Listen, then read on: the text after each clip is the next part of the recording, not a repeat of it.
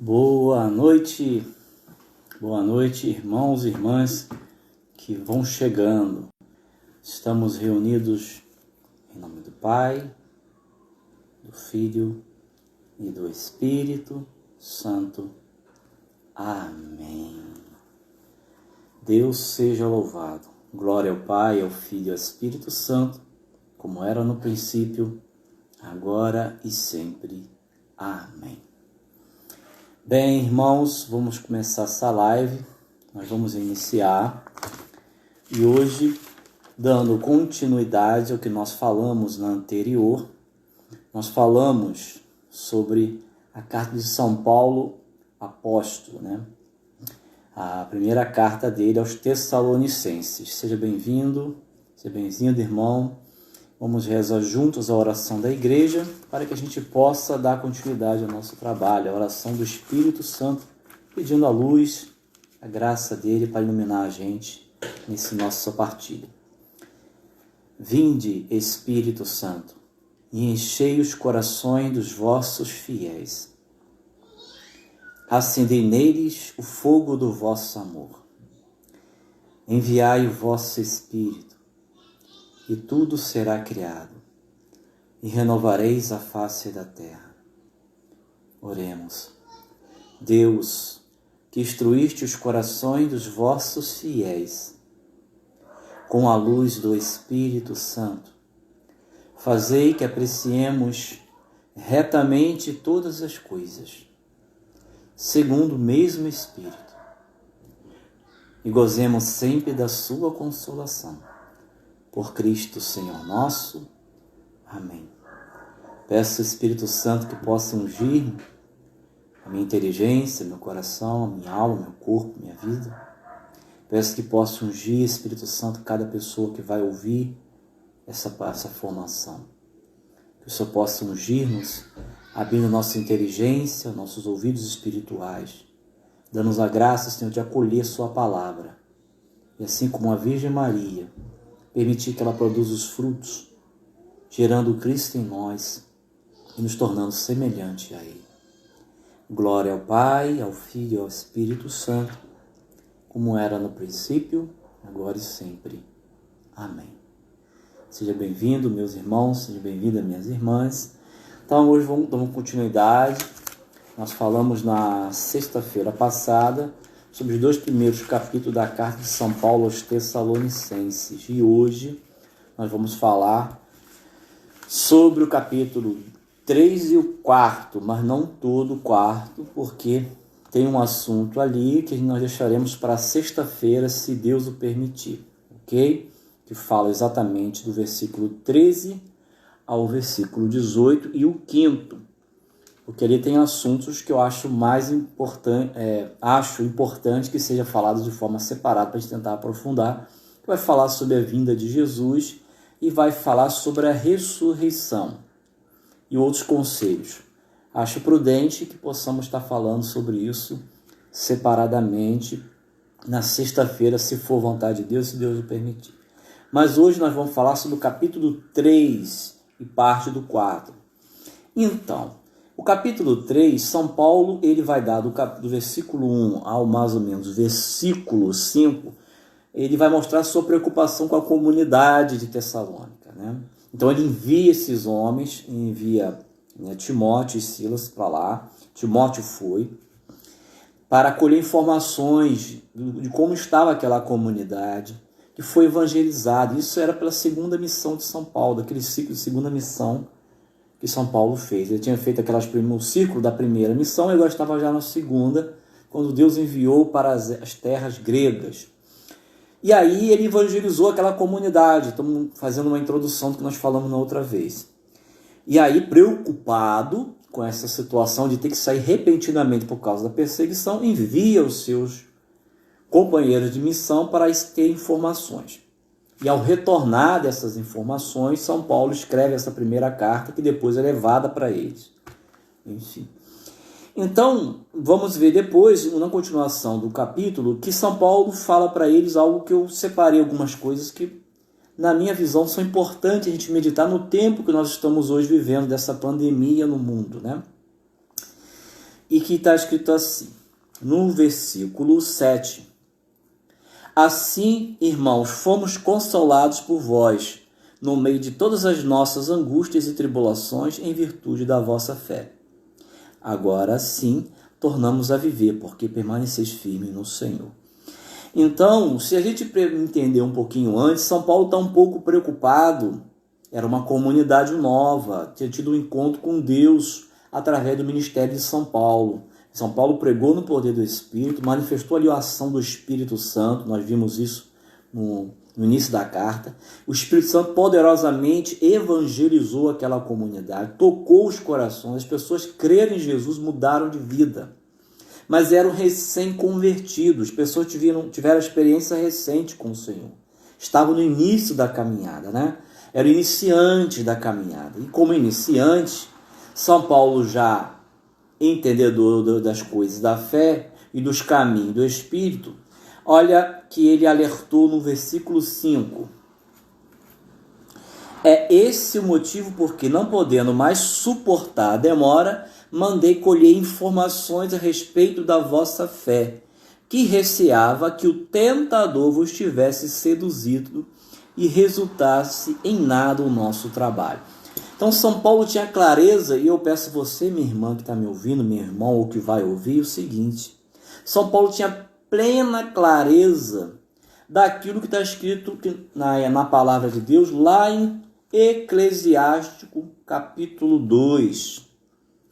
Em Eclesiástico capítulo 2, São Paulo conhecia essa tradução grega da Septuaginta dos 70, a tradução do grego feita, né? Uma tradução que tinha uma amplitude maior, que foi feita lá em Alexandria, lá no Egito. Então, foi feita uma tradução chamada Septuaginta dos 70 sábios, aquela história toda, depois você consulta, corre atrás para saber o que significa.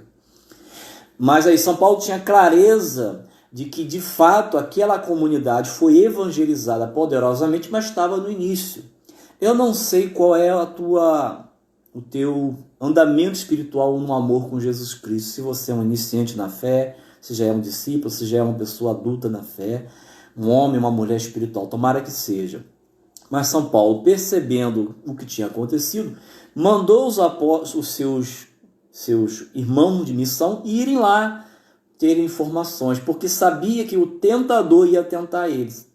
E por que São Paulo mandou? Porque é comum, meu irmão, minha irmã, eu acho que Deus quer falar muito do teu coração hoje, meu irmão, minha irmã, é o seguinte: é comum, é ordinário, faz parte, é normal que nós que caminhamos com Deus soframos tentações, provações, tormentas, reveses, sofrimentos, perseguição.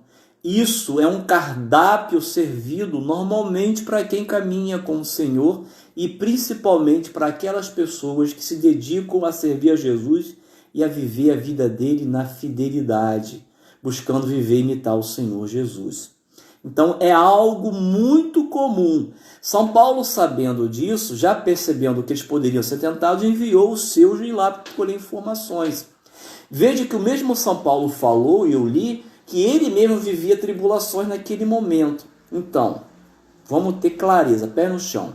Um homem cheio do Espírito Santo, um homem que escreveu a primeira carta do Novo Testamento, que é a primeira carta aos Tessalonicenses, nós já falamos sobre isso, lá pelo ano 50 e 51, no grego, né, no grego da Koiné popular, um homem que era cheio do Espírito Santo e escreveu uma carta canônica separada pela Igreja, pela tradição considerada canônica, que contém inspiração e contém revelação. Vamos ver. Hoje não vou falar muito do assunto, que está mais para o capítulo 5 ali, que fala sobre a ressurreição e a segunda vinda de Jesus. Mas é uma carta que tem ao mesmo tempo inspiração, porque toda a palavra de Deus é inspirada, e tem revelação.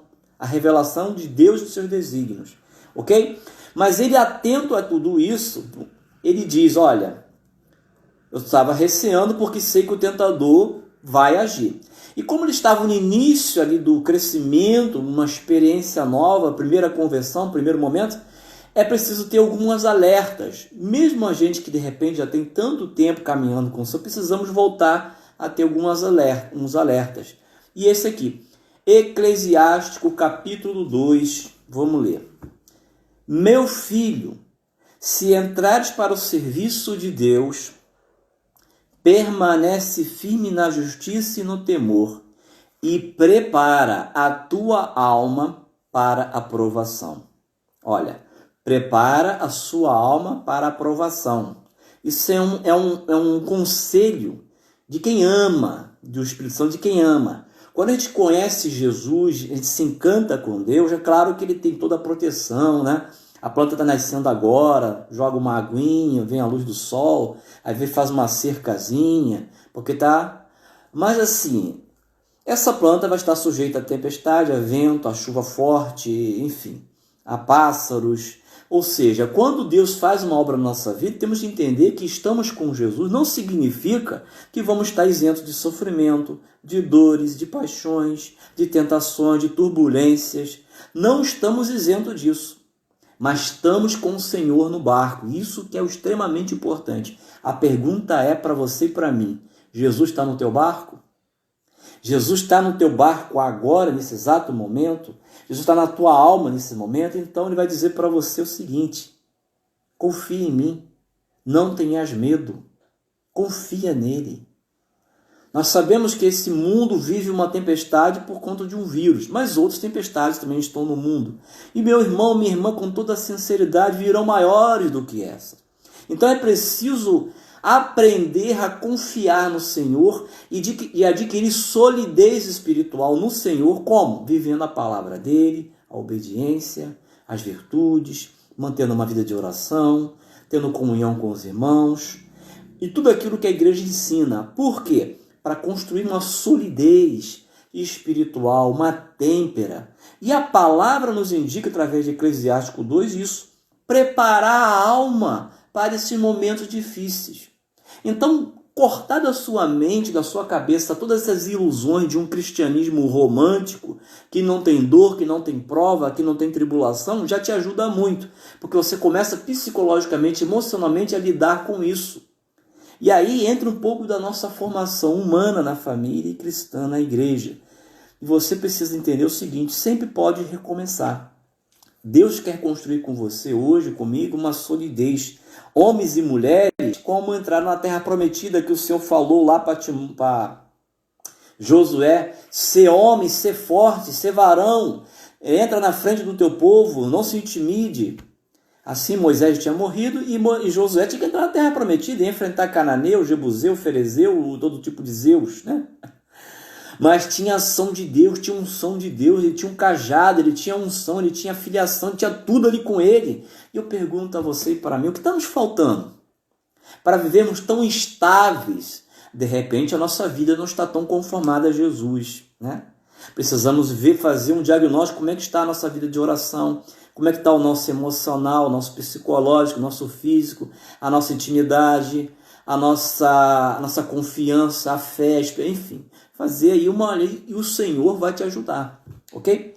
Então, continuando: humilha teu coração, espera com paciência. Isso é raro, né? Esperar com paciência é difícil, ok? Mas é uma virtude dos santos. Quer uma virtude para ver uma santidade na vida de uma pessoa? É paciência. Só que a paciência, ela é adquirida no meio das provações, do sofrimento, dos reveses, do trabalho cotidiano, das dificuldades da vida cotidiana. A paciência é produto da construção do espírito na alma. A caridade é paciente. Então, meu irmão, minha irmã, tá aí como falam as pessoas, né? Tá aí a dica: a paciência, buscar o Senhor, preparar a alma para a provação. Olha, outro conselho, olha só: dá ouvido e acolhe as palavras de sabedoria.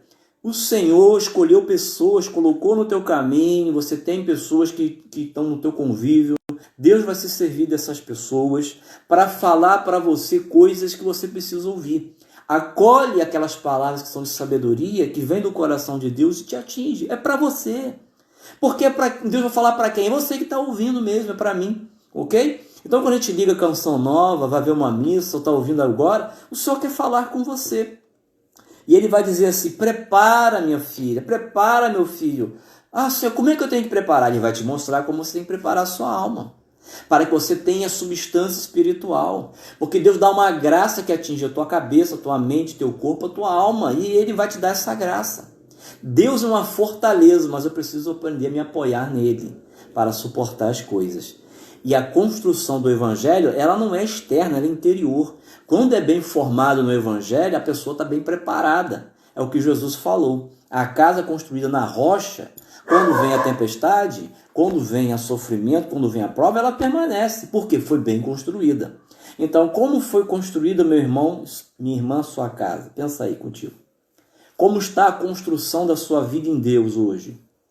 A tua humanidade, teu emocional, o seu psicológico, teu físico, tua mente, enfim, a totalidade do teu ser. Como é que ele está? Está bem? Está mal? Não está bem? Está melhorando? Tem que ter uma clareza disso aí. Tem que falar com o Senhor sobre isso.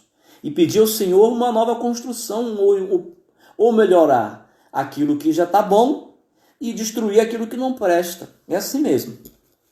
Olha só, sofre as demoras de Deus antes. Não te perturbes no tempo da infelicidade. Não te perturbe. Por que Leandro, você está falando disso? Porque a carta de São Paulo, essa carta que nós estamos trabalhando, essa querida, maravilhosa carta de São Francisco, fala sobre isso. São Paulo ficou preocupado com aqueles recém-nascidos espiritualmente. Eles eram novos, estavam ali começando. E ele, vamos ler aqui, receava que o tentador vos tivesse seduzido e resultasse em nada o nosso trabalho. Então ele foi enviar lá os seus vigilantes apóstolos, os seus amigos, né? Foi lá, Silas, foi lá, Timóteo, saber como é que estava aquela comunidade. Que está vendo aí? Preciso saber, preciso pastorear. Então você que também que é pastor, que é pastora de alguém, fique atento às pessoas que estão debaixo do teu serviço, para que possa ajudar essas pessoas nos momentos de provação que estão presentes, que vão vir. E quem está sendo passado por provação tem que ser humilde, tem que dizer, olha, eu preciso de ajuda. E aí nós temos, irmãos, minha irmã, muitos canais de ajuda mesmo à distância. Temos psicólogos online, temos psicólogos para ligar para o telefone. A Paula está aqui, por exemplo. Tem o Malaquis, tem tantos irmãos. Temos comunidades, temos o fundador, temos formadores, temos padres. É só pegar o telefone, é só mandar um WhatsApp, é só entrar no Instagram, é só procurar, que Deus vai dar um jeito. E tem o Senhor que está contigo, ok? Porque faz parte da nosso itinerário espiritual passar por provações, tentações, sofrimentos, perdas, dores. Jesus nunca mentiu. No mundo tereis aflições. Coragem, eu venci o mundo. Então ele vai nos ensinar a vencer. Existe uma educação para aprender a viver o cristianismo no meio dessa situação toda. Infelizmente, não fomos desde pequenininho ensinados a viver isso. Vou pegar aqui um outro texto, que nos ajuda muito, muito, muito. Que é um texto de São Pedro, que você já conhece muito bem, né?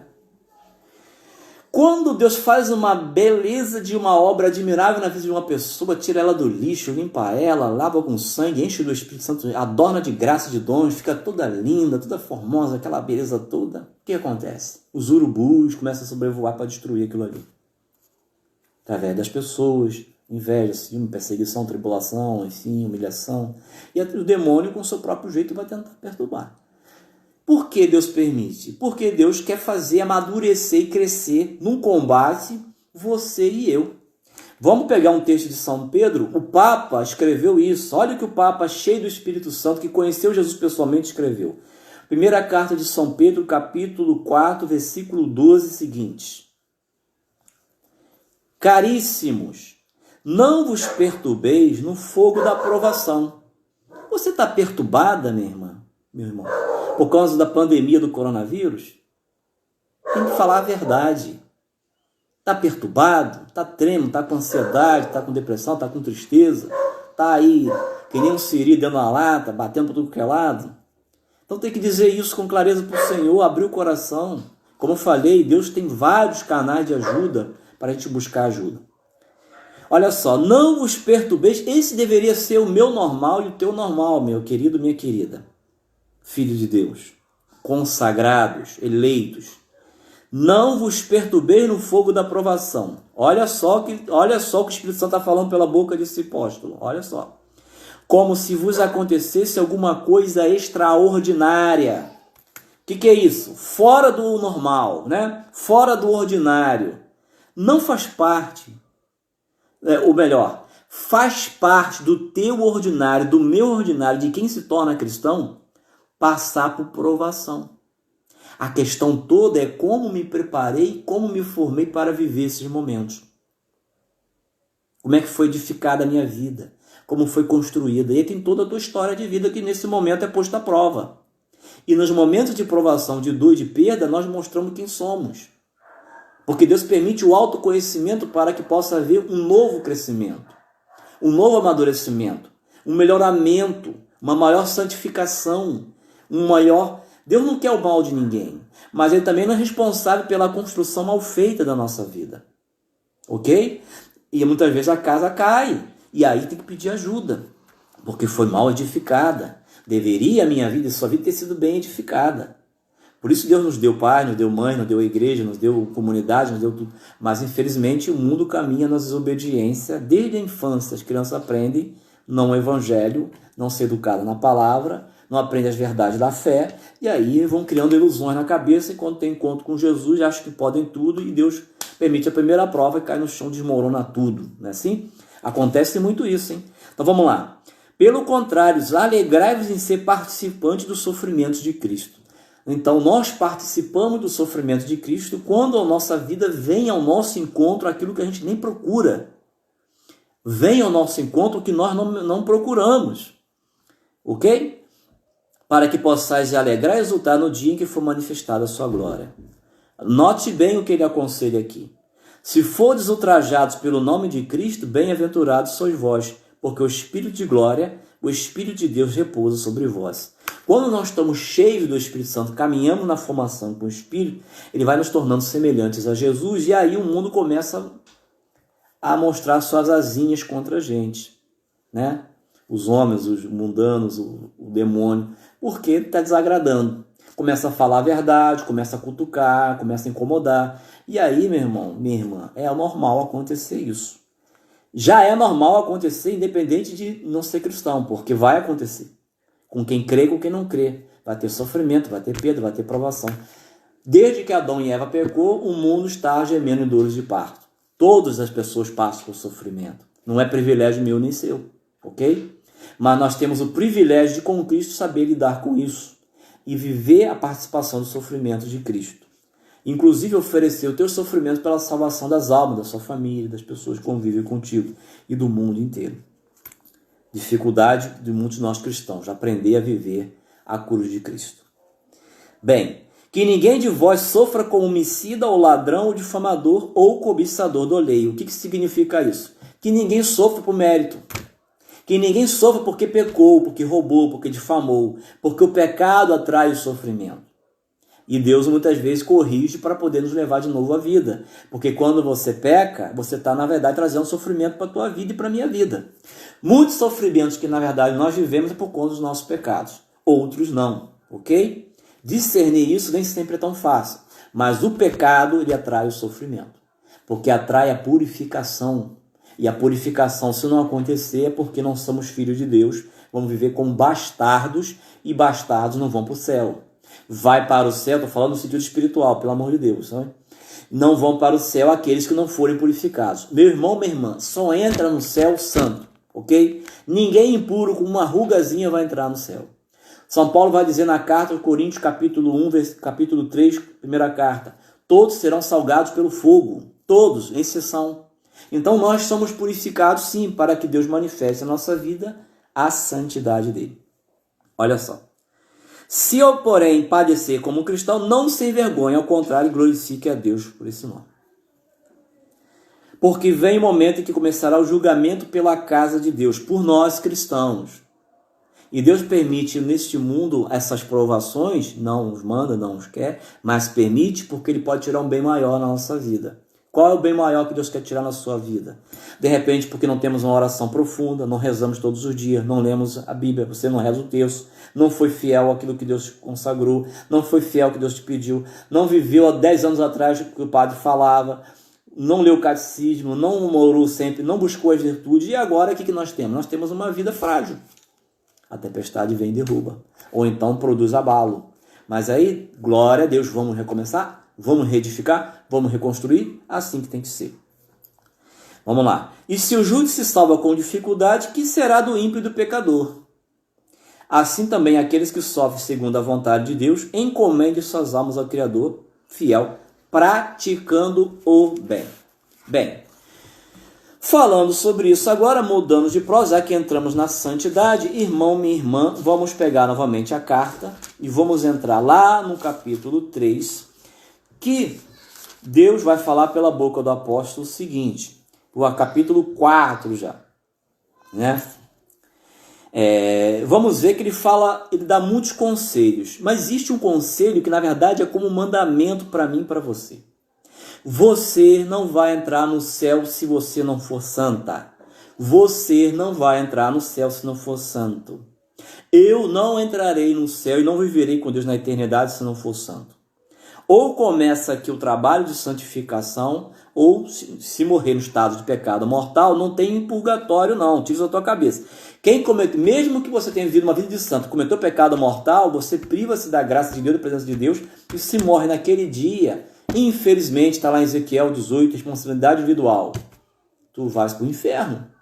Vai viver eternamente já no inferno. Esperando no juízo particular, já o juízo particular, o inferno. O inferno se abre eternamente. E quando Jesus voltar, na ressurreição final de toda a humanidade, a pessoa só vai receber aquilo que já tinha vivido. E quem morre com Deus agora, na primeira vinda do Senhor, e se tiver na graça de Deus, se tiver tudo purificadinho, é céu, se não purgatório. Todos passarão pelo fogo, desculpe, porque ninguém habita perto de Deus na santidade medíocre. Ou seja, Deus vai trabalhar na gente a nossa purificação. Glória a Deus! Então, toda a dificuldade que você está vivendo, viva ela com o Espírito de Cristo. Sem murmurar, sem reclamar, glorifica, louve, peça ajuda, chore com o irmão, mas caminhe de um jeito cristão,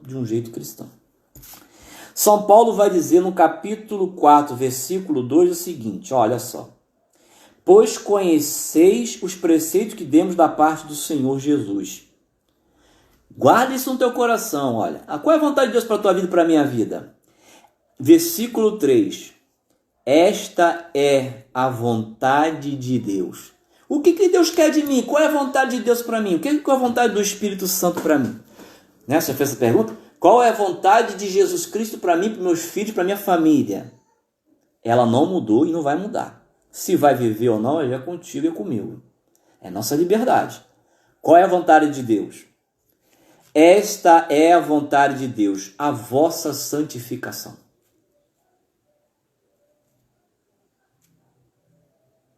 Eu vou ler. Palavra de Deus. Livro canônico, sagrado, separado. Aqui temos inspiração e temos revelação do mistério de Deus. E já fala aqui aquilo que sempre foi claro para os apóstolos, para Jesus, para todos, e que é até o fim. Versículo 3, capítulo 4, primeira carta Tessalonicenses. Esta é a vontade de Deus para Leandro, para você, Vinícius, Tatiana, Vanessa, Marise, Paula, Marcelo, quem vai ouvir isso aí? Qual é a vontade de Deus para a tua vida? Qual é a vontade de Deus? Não sei qual é a vontade de Deus. Pelo menos alguma coisa da vontade de Deus você já sabe agora. E se você não cumprir e não buscar, você está fazendo desobediência. Colocando em risco, inclusive, a tua salvação. A vida eterna. A vossa santificação. E aí continua. Que eviteis a impureza. Que eviteis a impureza. Vou para o versículo 7. Pois Deus não nos chamou para a impureza, mas para a santidade. Deus é santo. E no céu só habitará santos. Almas lavadas pelo sangue do Cordeiro. Almas cheias do Espírito Santo. Pessoas aonde Deus encontra Cristo na vida, na alma. Que vive a vontade de Deus e guarda a palavra. Um dia, meu irmão, minha irmã, anote, isso vai acontecer. Só estará com Cristo quem esteve com Ele, que conhecia Ele, que vivia segundo a vontade dEle. E o restante, como diz São Paulo, Aqueles que vão se perder, que não obedeceram o evangelho da graça e não quiseram crer e não obedecer. Não tem jeito, porque não quiseram obedecer a palavra, não viveram a palavra. E aí, meu irmão, a misericórdia de Jesus, ela está ligada à graça da salvação que vem por Jesus Cristo. E esta graça pede a adesão da fé e a mudança de vida por meio do Espírito Santo que é derramado nos nossos corações. O Espírito Santo veio para nos tornar santos e receber a nossa parte na expiação do seu sangue, como diz lá em João, lá em Pedro, que eu vou pegar aqui, que é bom, né? Olha que palavra reconfortadora para confirmar isso que eu estou falando. Olha só, primeira carta de Pedro, capítulo 1, versículo 2. Eleitas, segundo a presciência de Deus Pai, e santificados pelo Espírito. Para quê? Que o Espírito Santo me santifica e te santifica. Para que o Espírito Santo quer santificar as pessoas do mundo inteiro? Não é só a gente não, todas as pessoas. Para quê? Para obedecer a Jesus Cristo e receber o quê? A sua parte da aspersão do seu sangue, ou seja, a sua parte da redenção da salvação, que nos coloca agora no estado de comunhão com Deus e que vai se consumar na plenitude na segunda vinda gloriosa de Jesus que vai acontecer. Porque Deus quer nos achar vestidos e não despidos, vestidos na graça e não despidos nus, sem graça, em estado de pecado mortal, como estava Adão quando pecou, que ficou nu, ok? Adão estava com vergonha, fiquei nu, e aí tem vergonha, a pessoa está nu, fica com vergonha, fica com medo, por quê? Medo de Deus, medo da segunda vinda, porque está nu, está em estado de pecado, anda num caminho diferente, caminha fora de Deus, aí fica com medo de Deus voltar, porque sabe que pode ir para o inferno. Deus não te chamou, meu irmão, minha irmã, para viver isso. Deus te chamou para viver em comunhão com Ele, na santidade, para que você caminhe no amor e não no temor, porque o temor envolve castigo, e a santidade cresce no amor. Ok? Então São Paulo vai fazer aqui essa grande exortação, esse grande conselho que é: Deus nos chama a comunhão com Ele, Deus é santo, e Ele nos chama a ter intimidade no fundo do coração, na alma, no todo o nosso ser, ter o perfume da glória de Deus dentro de nós, cheio do Espírito Santo, e de viver a santidade, viver de forma santa. Pedir todos os dias: Senhor, faz eu querer ser santo. Senhor, faz eu querer ser santa. Senhor, me santifica, me purifica, me une a Ti, faz eu ser semelhante a Jesus Cristo. Essa deveria ser tua oração ardente, a minha oração ardente. A palavra vai dizer, lá em Filipenses, né, que é o Senhor que realiza em nós o querer e o executar. Então eu tenho que querer a ser santo. E Deus vai executar com a graça que transborda do coração de Jesus na igreja de forma abundante, onde você está. A graça te alcança dentro da tua casa, dentro do teu quarto, aí agora onde você está. Mas eu tenho que desejar, crescer no desejo, na vontade de querer ser santo. Esse é um projeto de vida para você que nunca poderia ficar dentro de uma gaveta. Deveria ser o primeiro projeto de Deus na sua vida, é querer fazer a vontade de Deus, ser santo, ser santo. Ser canonizado pelo próprio Deus. Porque não vai entrar no céu se não for santo, não tem jeito, não tem outro jeito, ok? Sem a qual ninguém verá o Senhor, está lá em Hebreus. Viver a santidade, sem a qual ninguém verá o Senhor. Hebreus capítulo 12, versículo 14. Procurar a paz com todos e ao mesmo tempo a santidade. Grava isso. Isso vai se cumprir. Já na tua morte, na minha morte, se Jesus não voltar antes. E na segunda vinda, que vamos falar, se Deus permitir, na sexta-feira. Procurar a paz com todos e ao mesmo tempo a santidade, sem a qual, meu irmão, isso não é mentira, isso é verdade, sem a qual, sem a santidade, ninguém pode ver o Senhor. Os puros verão a Deus. Assim, bem-aventurança? Bem-aventurados os puros de coração, os puros de alma, os que foram lavados no sangue do Cordeiro, verão a Deus, já na alma e no céu. É isso. Então, eviteis a impureza, não só a impureza física, a luxúria, a pornografia, a masturbação, os vídeos pornôs, as modas femininas que põem os peitos das mulheres de fora, as calças de fora. Olha aí, mulheres, tomem cuidado para não ser causa de queda de irmãos, porque Deus vai te julgar por isso também. No último dia, claro, vocês vão se arrepender antes.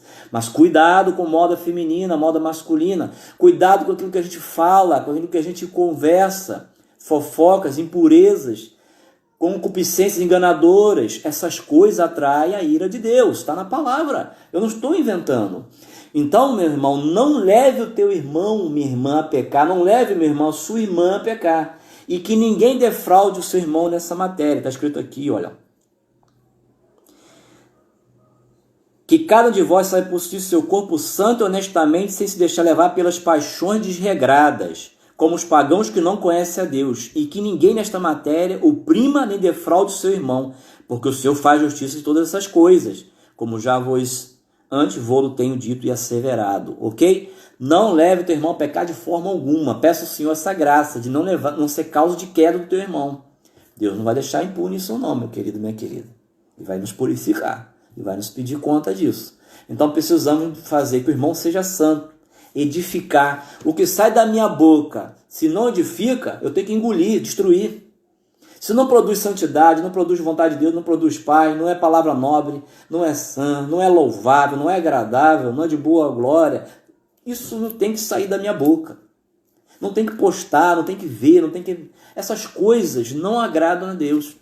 E nós, às vezes, queremos insistir nessas coisas. E aí, meu irmão, minha irmã, nós podemos estar desagradando a Deus. Como a gente não sabe nem o dia nem na hora que nós vamos morrer, muito menos o dia e a hora que o Senhor voltará, podemos estar correndo risco sem necessidade.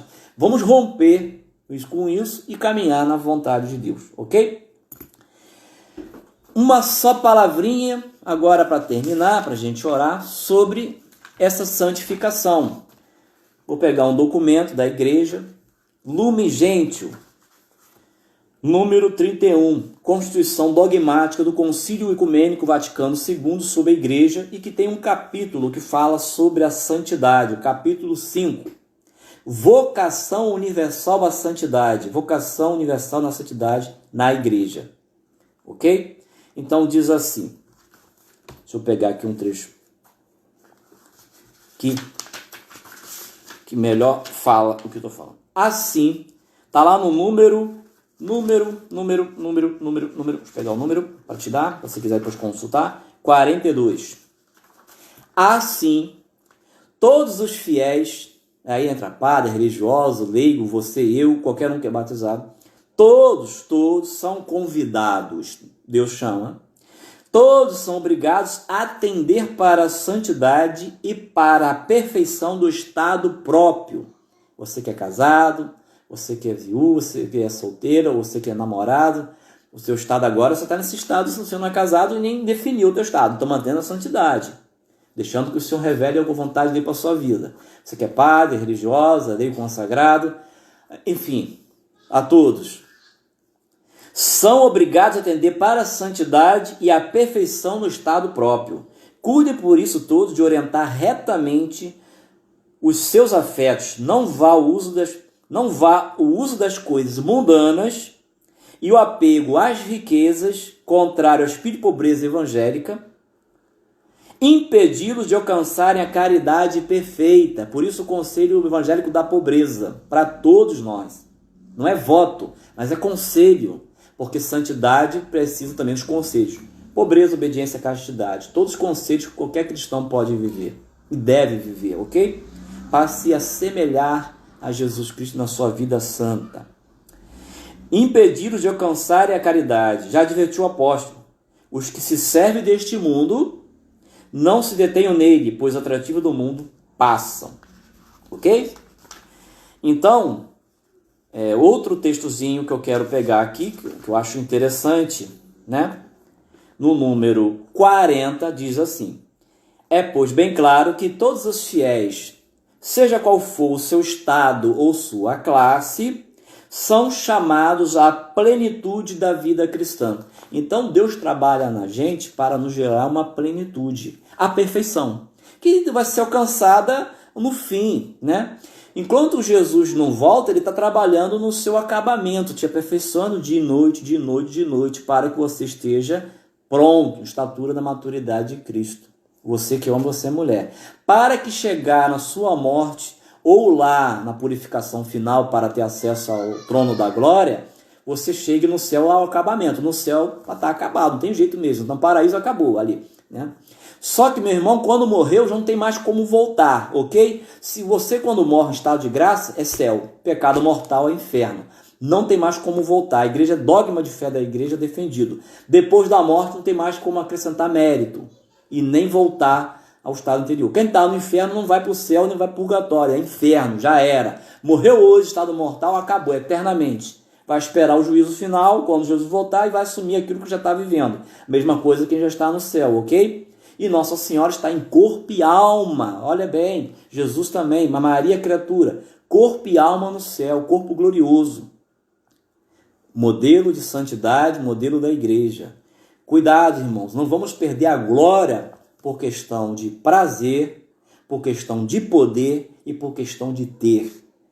Para isso nós temos pobreza, obediência e castidade, para moderar todo aquele nosso interior para vivermos uma vida segundo o Evangelho, uma vida evangélica, uma vida cristã. Ok? Olha só então, né?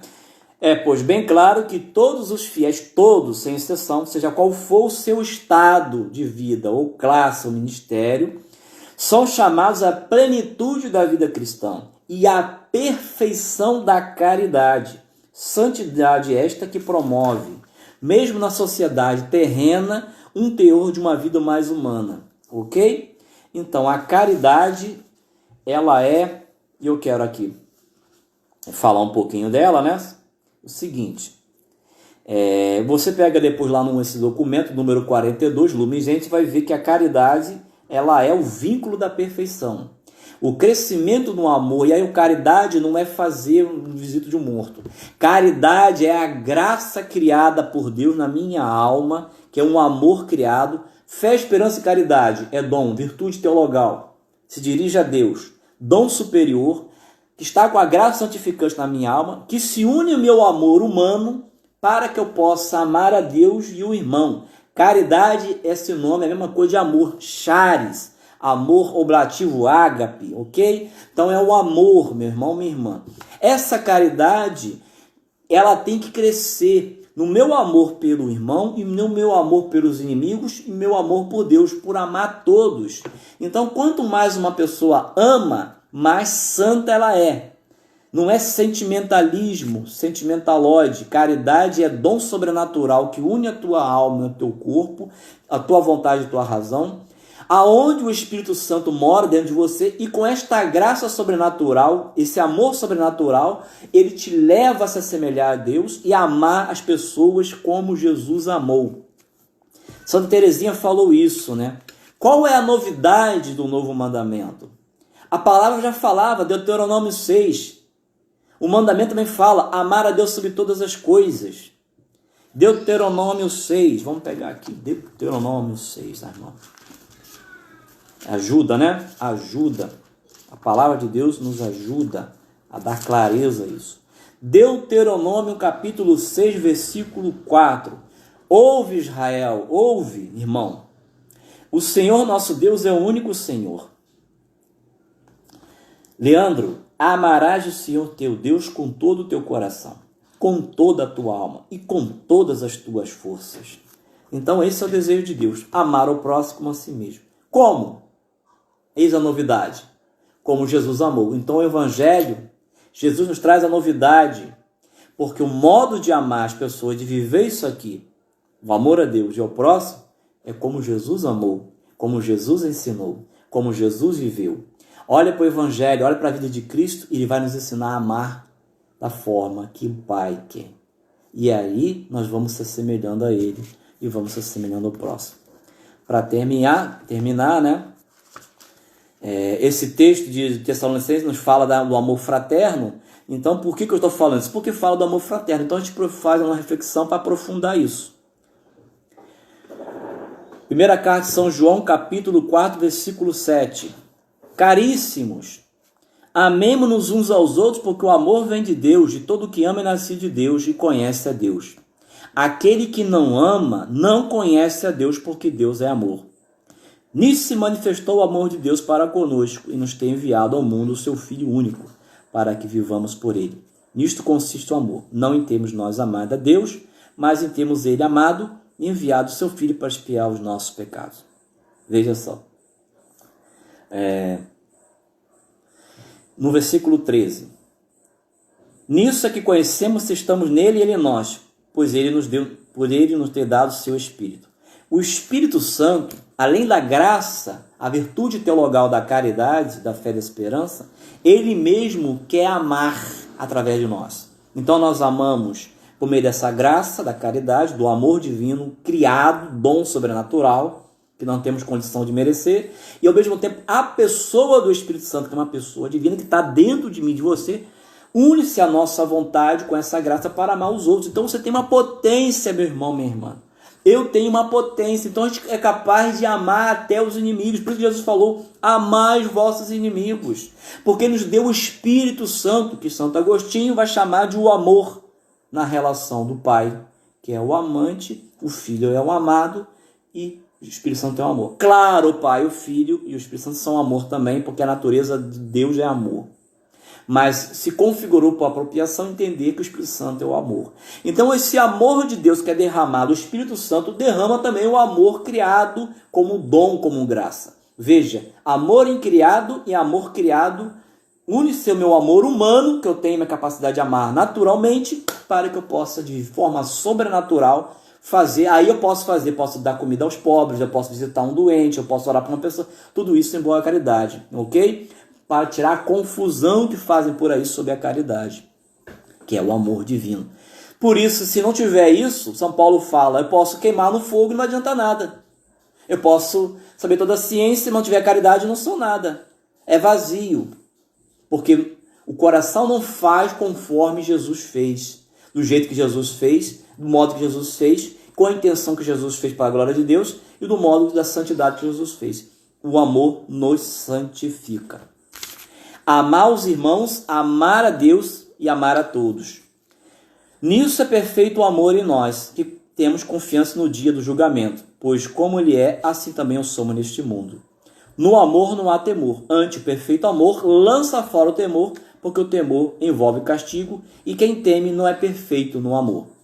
Mas amamos, porque Deus nos amou primeiro. Se alguém disser, ama a Deus, mas odeia seu irmão, é mentiroso. Porque aquele que não ama o irmão a quem vê, é incapaz de amar a Deus a quem não vê. Temos de Deus este mandamento, o que amar a Deus, ame também o seu irmão. E aí você pode ver essa carta aí que é maravilhosa de São João. Voltando para Tessalônica, para Tessalonicenses, para a gente terminar. Versículo 9, capítulo 4.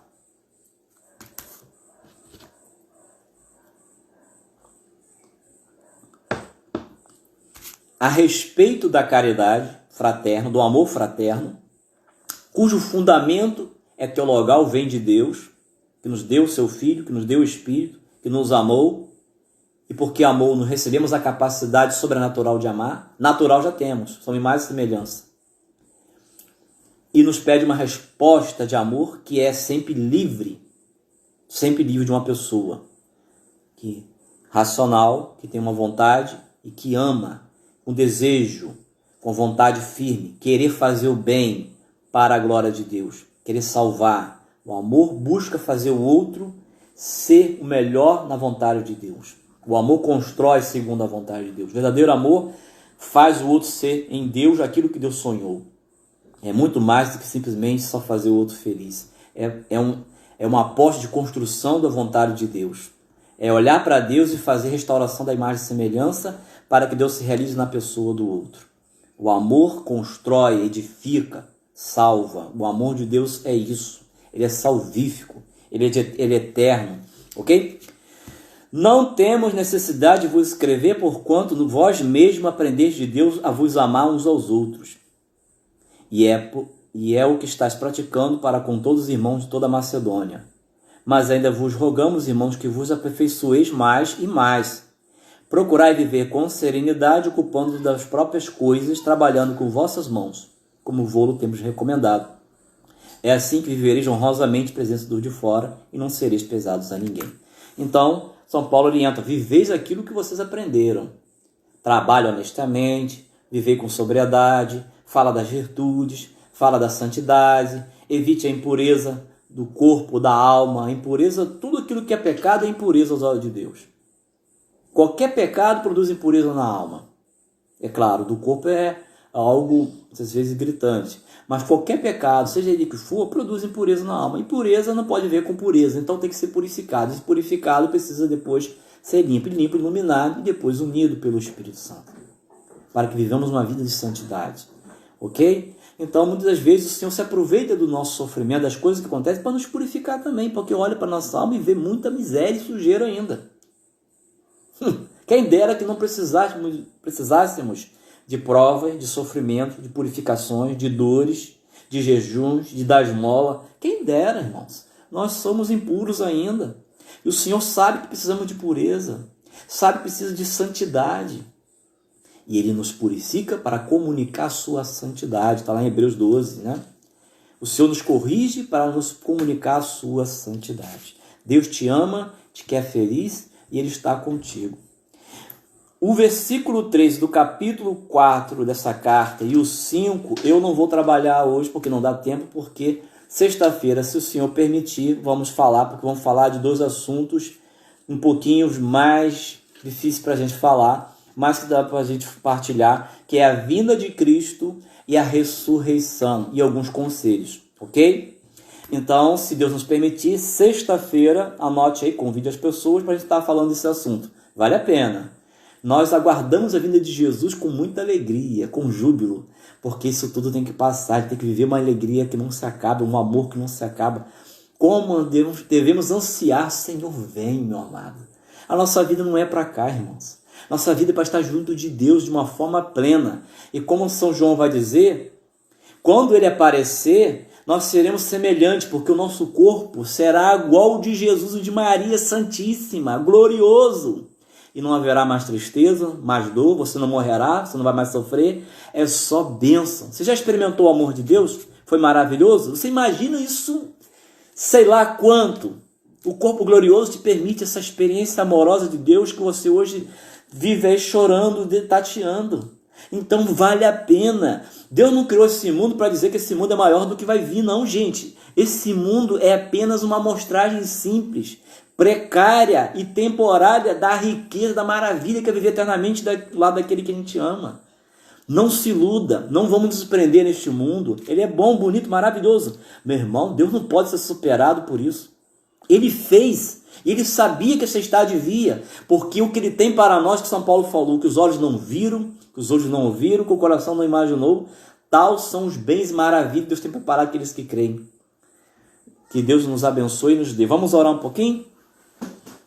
Pedir ao Senhor um pouquinho essa graça desse amor, essa graça dessa santidade.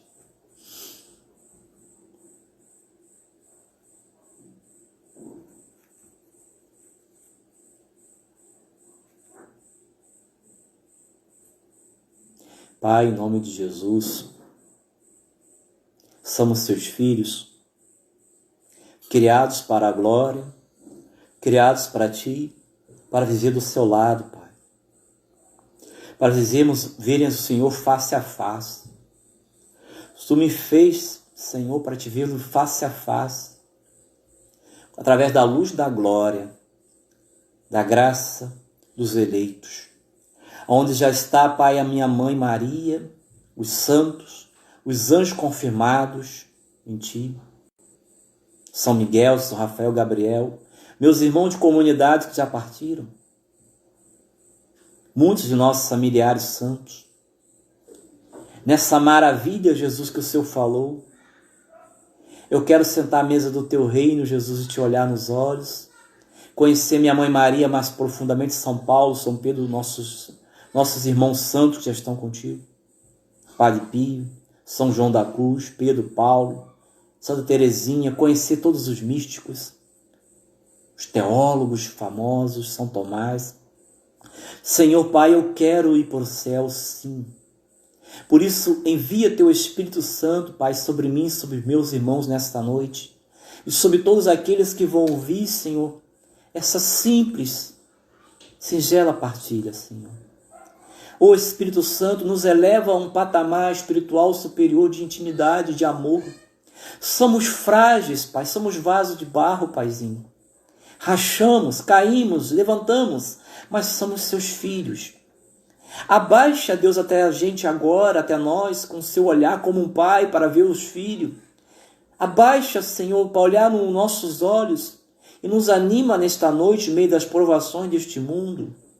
Pessoas que estão tristes, Senhor, aflitas, angustiadas. Pessoas com medo de morrer, parentes, desemprego. Pai, abaixa ao coração de cada um, que está ouvindo ou que vai ouvir. E fala sua palavra de amigo, sua palavra de pai, dizendo: eis meu filho, eis minha filha amada, no qual eu derramo minha afeição, meu espírito. Derrama, Pai, em nome de Jesus, que está nos ouvindo, está aqui agora e contigo no céu, sentado à tua direita no trono, nos ouvindo, nos vendo. Pai, derrama o seu espírito sobre esses meus irmãos, sobre mim. Oh Jesus, tu está nesse trono. Ordena, Senhor, que essa tempestade do coronavírus vá embora. Eu sei, Senhor, que virão outras tempestades, mas ajuda-nos a superar cada uma por sua vez e nos forja, Senhor, como o Senhor forjou os seus apóstolos, seus discípulos, seus missionários da primeira hora, para que o nosso amor não esfrie e diante das provas, das provações, não esmoreça e não se apague, Senhor, o fogo que ainda fumega do amor a Ti, da graça. Que a lâmpada da nossa alma, Deus, não se apague e que possamos estar em vigília quando o Senhor voltar, na vinda particular de cada um de nós ou na segunda vinda, quando o seu Filho, Pai, voltará, se manifestará para o mundo inteiro ver após o sinal do anjo e o sinal da glória da sua cruz em todo o planeta verá o Senhor voltando. E o Senhor nos ressuscitará todos, Senhor, para estar eternamente contigo, Senhor. Por isso, Jesus, eu quero estar eternamente vivendo contigo. Eu quero te conhecer o Espírito Santo mais profundamente, o Pai. Quero ver face a face, Senhor, quero conhecer minha mãe, Moisés, Elias, os profetas. Quero conhecer toda a população, toda a multidão de santos e santas, meus irmãos e minhas irmãs, e festejar na alegria, na abundância de gozo e suavidade do teu amor no céu, na eternidade, ó Deus. Pois o teu amor é um fogo abrasador que incendeia, sacia e inebria. Dai-nos beber das águas cristalinas do teu amor hoje, Senhor. Toca nos meus irmãos, Senhor, envia o teu Espírito, Senhor, e comunica, Deus, a eles e a mim a sua santidade. Nos santifica, Espírito Santo. Aumenta a nossa esperança, a nossa fé.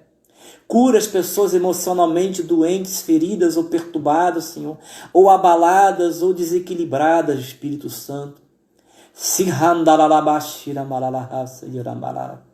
Visita-nos, Espírito Santo, e faz obra nova. Lava-nos no sangue do Cordeiro e escreve o nosso nome no livro da vida do Cordeiro, para que possamos ser chamados à direita para viver junto contigo eternamente.